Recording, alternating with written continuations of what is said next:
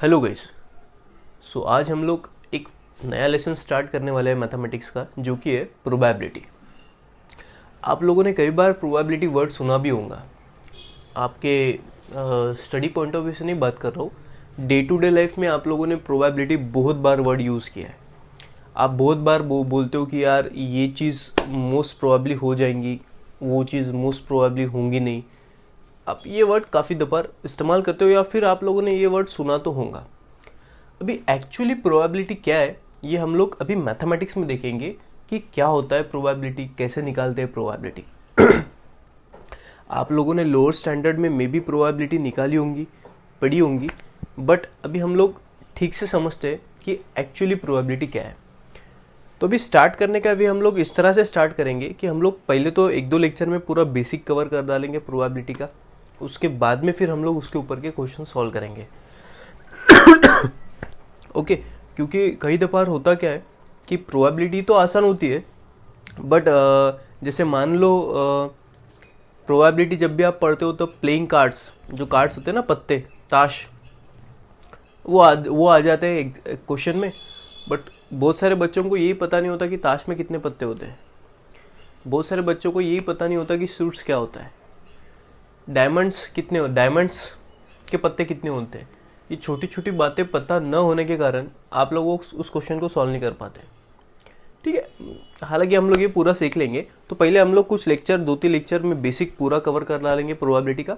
उसके बाद में किसी भी लेवल का क्वेश्चन अगर हमारे पास आता है तो हम लोग उसको सॉल्व करना सीख लेंगे। ओके, तो चलो देख लेते हैं कि ये प्रोबेबिलिटी है क्या। तो एक सिंपल सा एग्जाम्पल मैं देता हूँ, वो एग्जाम्पल सुन लो क्या है। मान लो किसी कसिनो में मैं चला गया। कसिनो, आप लोगों को पता होगा ना कसिनो क्या होता है। मूवीज़ में देखते हो ना, लोग एक प्रकार का कोई तो भी गेम खेलते हैं, वो अगर वो जीतते तो उनको बहुत सारे पैसे मिलते हैं। इन शॉर्ट ये वाला गेम है वो। तो मैं चला गया कसिनो। तो अभी कसिनो का जो ओनर था उसने मेरे सामने एक शर्त लगा दी कि डाइस होते हैं ना, डाई होता है ना, डाई लूडो जो हम लोग फेंकते हैं, तो पासा क्या बोलते हैं उसको, फासा जो फेंकते हैं हम लोग, तो उसके ऊपर या तो 1 2 3 4 5 ऐसे कुछ ना कुछ नंबर आते हैं ना, 1 से लेके 6 तक। तो वो डाई उसके पास था, कसिनो ओनर के पास। वो कसिनो ओनर मुझे बोल रहा है कि मैं ये डाई थ्रो करूँगा, आपको बस बताना है कि कौन सा नंबर आएगा। बट कंडीशन क्या है, देखो। हाँ देखो, आप बोलोगे वो तो बड़ा सिंपल है, आप फेंको, मैं रुकता हूँ, वो डायर रुकने के बाद उसके ऊपर जो नंबर आएगा मैं वो बता दूंगा। तो ऐसा नहीं होता एक्चुअली। प्रोबेबिलिटी में देखो फ़र्क क्या है। जब मैंने वो डाय थ्रो किया, तो जब तक वो डाय घूम फिर रहा है, रेस्ट में नहीं आ रहा है, रेस्ट में आने के पहले मुझे बताना है कि उस डाय के ऊपर क्या आएगा। बाद में तो कोई भी बता देगा। ठीक है, अभी आप बोलोगे सर ये मैं कैसे बता सकूँ, ये तो नंबर 1 से लेके 6 तक कोई भी आ सकता है। तो वही तो आपका टास्क है, वही तो मेरा टास्क था कि कसिनो ओनर ने जब डाय थ्रो किया, तब वो डाय रेस्ट में आने से पहले मुझे बताना है कि उस डाय के ऊपर क्या आता है। अगर मेरा जवाब सही आएगा तो मुझे बहुत सारे पैसे वो देगा। तो ठीक है, लगा ली शर्त। और दूसरी बात, उसने ये एक हमको मदद के लिए एक बात बोल दी कि आप लोग 4 लोगों की मदद ले सकते हो। 4 आपके फ्रेंड है, आप उन 4 फ्रेंड की मदद ले सकते हो। मैंने कहा ठीक है, आंसर बताने के लिए।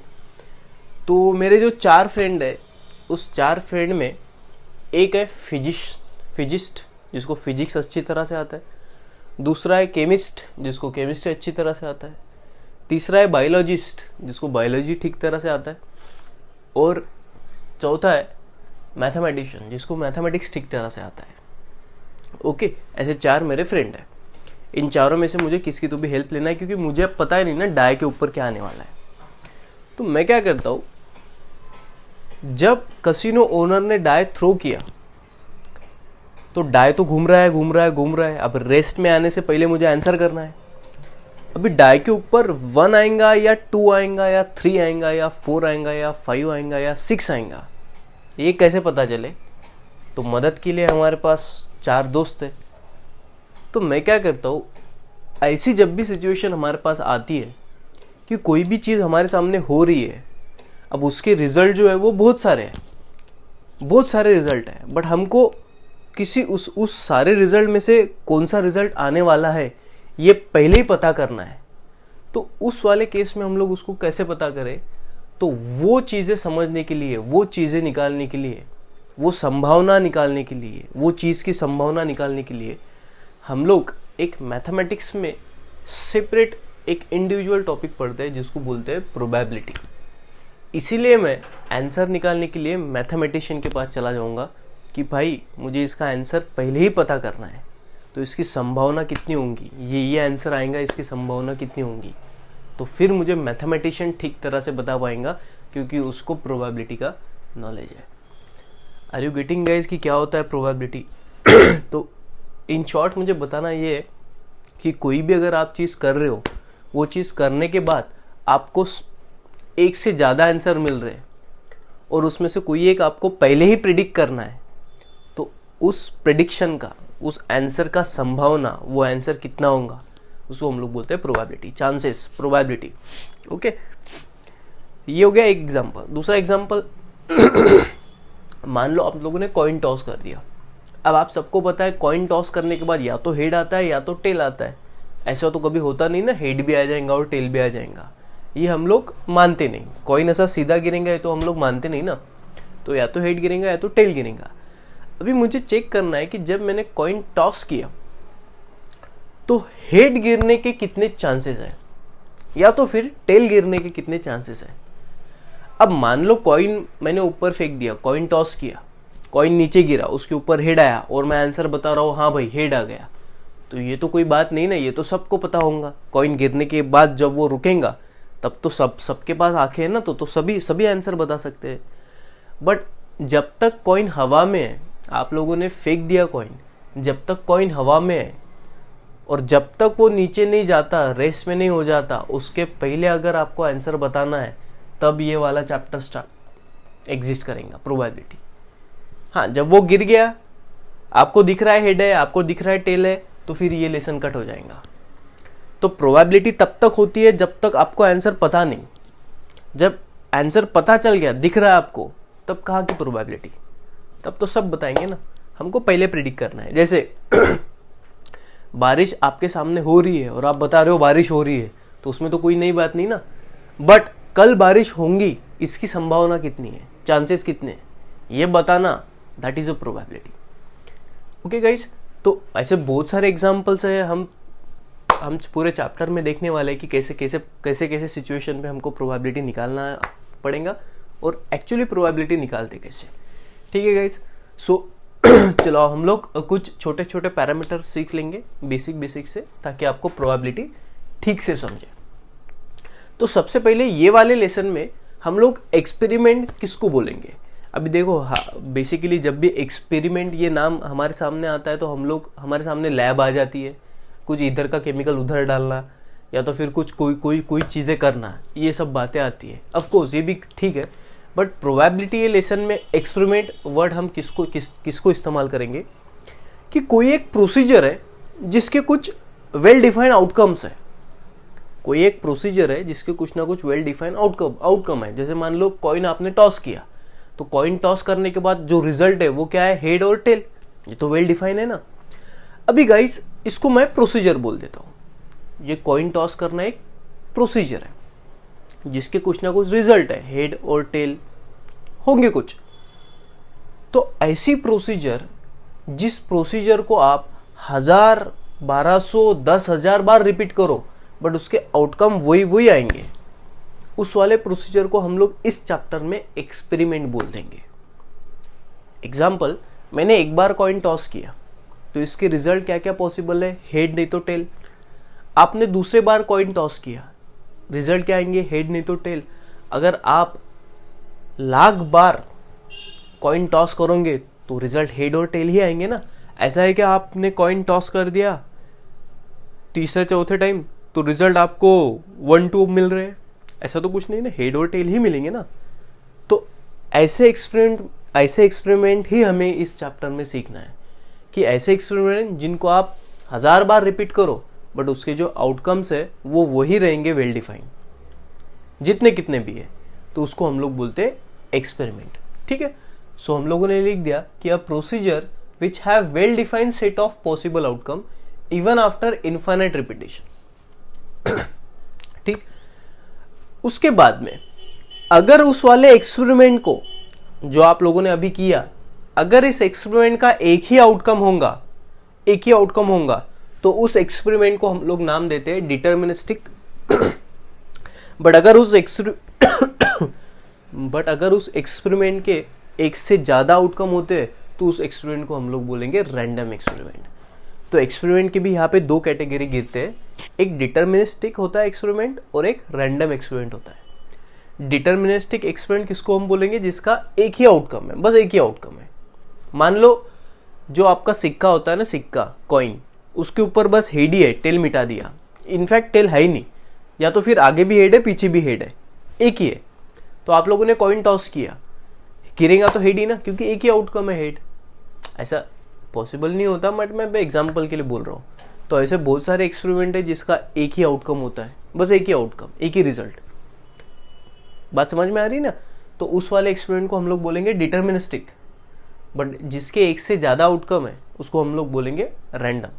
जैसे आप लोगों ने डाई थ्रो किया तो कितने कितने आउटकम आ सकते हैं? 1 2 3 4 5 6, एक से ज़्यादा है ना, तो वो रैंडम एक्सपेरिमेंट हो गया। इसलिए हम लोग रैंडम एक्सपेरिमेंट की डेफिनेशन देखो किस तरह से लिखते हैं कि वो वाले एक्सपेरिमेंट जिस एक्सपेरिमेंट में रिजल्ट जो होंगे, आउटकम जो होंगे, वो एक से ज़्यादा होंगे और उसमें से कोई भी एक हम लोग पहले ही जज नहीं कर पाएंगे, पहले ही डिसाइड नहीं कर सकते कि कौन सा रिजल्ट आ रहा है, उस वाले एक्सपेरिमेंट को हम लोग रैंडम एक्सपेरिमेंट बोल देंगे। देखो डेफिनेशन बड़ा सिंपल है, an experiment in which all the possible outcomes are known in advance. जैसे मैं जब डाइस थ्रो कर रहा हूं तो डाइस थ्रो करते टाइम तो मुझे ऑलरेडी पता है ना कि क्या क्या रिजल्ट आएंगे। 1 आ सकता है, 2 आ सकता है, 3 आ सकता है, ऐसा 5 6 आ सकता है, सारे आउटकम्स मुझे पता है ऑलरेडी, बट उसमें से कौन सा आने वाला है एग्जैक्ट ये तो नहीं पता ना। हम सबको पता है कॉइन टॉस करने के बाद हेड नहीं तो टेल गिरेगा, बट एक्चुअली हेड गिरेगा या टेल गिरेगा ये एग्जैक्ट तो हमें पता नहीं ना, सर्टेनिटी तो नहीं हमें पता कि एग्जैक्टली हेड ही गिरेगा या टेल ही गिरेगा। ये पता है हेड नहीं तो टेल गिरेगा, बट हेड ही गिरेगा ये नहीं पता। तो उस वाले एक्सपेरिमेंट को हम लोग बोलते हैं रैंडम एक्सपेरिमेंट। और मान लो कोई आप एक्सपेरिमेंट कर रहे हो, उसका रिजल्ट आपको पहले से ही पता है, फिक्स्ड, पहले से ही पता है, तो उस वाले एक्सपेरिमेंट को हम लोग रैंडम एक्सपेरिमेंट कभी बोलेंगे नहीं। मतलब फॉर एग्जांपल के लिए बोल देता हूँ, एक कॉइन है, अनफेयर कॉइन है, फेयर नहीं है, मतलब खोटा सिक्का है, खोटा, जिसके ये बाजू में भी हेड है और वो बाजू में भी हेड है, और वो सिक्का मैंने टॉस किया। अभी बताओ क्या रिजल्ट आएगा? अब आप पहले ही बता सक रहे हो रिजल्ट क्या है, हेड ही आने वाला है। तो ये इसको हम लोग रैंडम एक्सपेरिमेंट नहीं बोलेंगे। बट अगर मान लो आपका फेयर कॉइन है, फेयर मतलब खरा खुरा कॉइन है, इधर हेड उधर टेल, आप कॉइन तो टॉस करोगे। अब आपको ये पता है हेड नहीं तो टेल गिरेगा, बट आपको ये नहीं पता ना कि हेड ही गिरेगा या टेल ही गिरेगा, इसको रैंडम एक्सपेरिमेंट बोलते हैं। ठीक है, तो रैंडम एक्सपेरिमेंट के अगर आप एग्जांपल देखोगे तो कौन से एग्जांपल्स आएंगे रैंडम एक्सपेरिमेंट के? A coin is toss, second आ सकता है आपका dice is thrown, dice thrown. उसके बाद में जो प्लेइंग कार्ड्स होते हैं ना आपके ताश पत्ते, उस पत्तों में से जैसे 52 कार्ड्स होते हैं, हम लोग देखेंगे वो एक्चुअली, अगर 52 कार्ड्स में से कोई एक कार्ड अगर आप ड्रॉ करते हो तो वो भी एक रैंडम एक्सपेरिमेंट होता है। So drawing a card from 52 playing cards, ये सारे रैंडम एक्सपेरिमेंट होते हैं। मोस्टली हमको ये 3 ही रैंडम एक्सपेरिमेंट ज़्यादा तौर पे डिस्कस करना है इस लेसन में, और भी कुछ होंगे तो हम लोग देखेंगे। अब इसके बाद में आउटकम्स क्या होता है गाइस? आपने जो रैंडम एक्सपेरिमेंट किया, उस रैंडम एक्सपेरिमेंट के जो रिजल्ट्स होते हैं, उस रिजल्ट्स को हम लोग बोलते हैं आउटकम्स। कॉइन टॉस किया, रिजल्ट क्या क्या है? हेड टेल, तो हेड और टेल हमारे आउटकम्स हो गए। डाई थ्रो किया, क्या मिल रहा है? 1 और 2 और 3 और 5 और 6, 4 5 6, वो सारे हो गए आउटकम्स।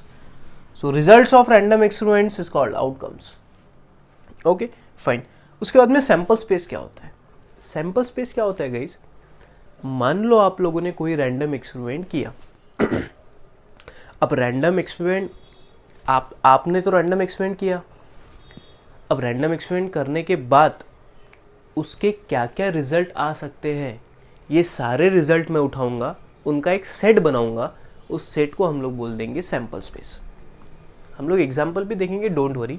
मान लो मैंने कॉइन टॉस किया, चलो बताओ क्या क्या पॉसिबल रिजल्ट आ सकते हैं। सर हेड और टेल, चलो ये दोनों पॉसिबिलिटी हम लोग उठा ली, इनका एक सेट बना दिया। सेट मतलब वेल डिफाइंड, किसी वेल डिफाइंड चीज़ों का बंच, इसको सेट बोलते हैं। तो मान लो मैंने ऑल पॉसिबल रिजल्ट उठा ले हेड और टेल, उसका सेट बना दिया, उस सेट को हम लोग बोल देंगे सैंपल स्पेस।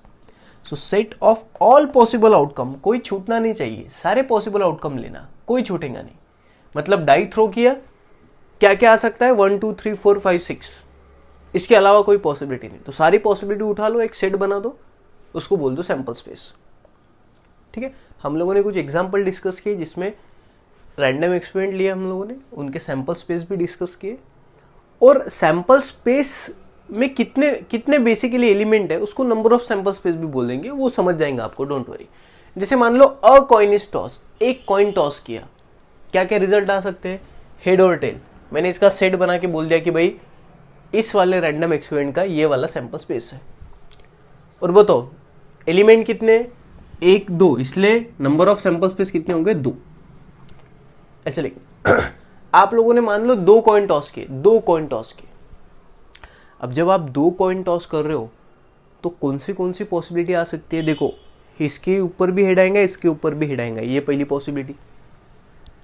इसके ऊपर हेड, इसके ऊपर टेल, दूसरी पॉसिबिलिटी। इसके ऊपर टेल, इसके ऊपर हेड, तीसरी पॉसिबिलिटी। दोनों के ऊपर टेल, चौथी पॉसिबिलिटी। तो इसके अलावा तो पांचवी पॉसिबिलिटी है नहीं ना, समझ रहे? हाँ, आप बोलेंगे सर एक कॉइन सीधा दूसरा सोए हुआ, या तो सर दोनों कॉइन सीधे, तो ये तो हमारी प्रैक्टिकल लाइफ में कभी होता नहीं है। ये आप इमेजिनेशन में सोच सकते हो, थियोरेटिकली में सोच सकते हो, बट प्रैक्टिकली तो ये चीज़ पॉसिबल नहीं, इसको हम लोग इग्नोर कर डालेंगे। आई बात समझ में? तो देखो 2 कॉइन टॉस करने के बाद ये होता है सैंपल स्पेस। देखो कितने एलिमेंट है सैंपल स्पेस में, 1 2 3 4, इसलिए नंबर ऑफ सैंपल स्पेस कितने हो गए, 4। उसके बाद में 3 coin are toss, 3 coin toss करने के बाद देखो सैंपल स्पेस कितने हो गए। ठीक है, अब ये सारे सैंपल स्पेस हो गए, तो नंबर ऑफ सैंपल स्पेस कितने हो गए, 8। उसके बाद में डाई थ्रो किया आपने। अब डाइस तो आपको पता है ना, जब डाइस थ्रो करते हो तो आपके ऊपर डाइस के ऊपर क्या क्या नंबर आते हैं, ये सारे नंबर। तो नंबर ऑफ सैंपल स्पेस देखो कितना है। अब आप जब 2 डाइस थ्रो करते हो, बड़ा आसान है, 2 डाइस थ्रो करने के बाद देखो कितने सारे सैंपल स्पेस है। दोनों के ऊपर 1 1 आ जाएगा, एक के ऊपर 1, दूसरे के ऊपर 2। तो these are all the possibility when 2 dies are thrown. और उसका नंबर ऑफ सैंपल स्पेस कितना आ जाएगा, 36। ठीक है, तो अभी रही बात कार्ड की, प्लेइंग कार्ड की, उसके ऊपर हम लोग नेक्स्ट वीडियो बनाएंगे, ताकि प्लेइंग कार्ड्स में छोटी छोटी बातें सारी समझ लेंगे हम लोग, उसके बाद में हम लोग फिर आगे बढ़ेंगे। ठीक है, सो आई होप गाइस कि प्रोबेबिलिटी में आपको छोटी छोटी बातें समझ में आई होंगी। और फिर से ध्यान में रखो, probability is very important for you. आप डजेंट मैटर आप कौन से स्टैंडर्ड में ये लेसन सीख रहे हो, doesn't matter at all, but आपको आगे बहुत ज़्यादा काम में गिरने वाला लेसन है ये प्रोबेबिलिटी। और आपके डे टू डे लाइफ में भी प्रोबेबिलिटी बहुत ज़्यादा इंपॉर्टेंट है, क्योंकि किसी चीज़ की होने की संभावना निकालना, वो चीज़ होने से पहले is very important. Okay guys, so I hope आपको समझ में आया होगा। Thank you so much.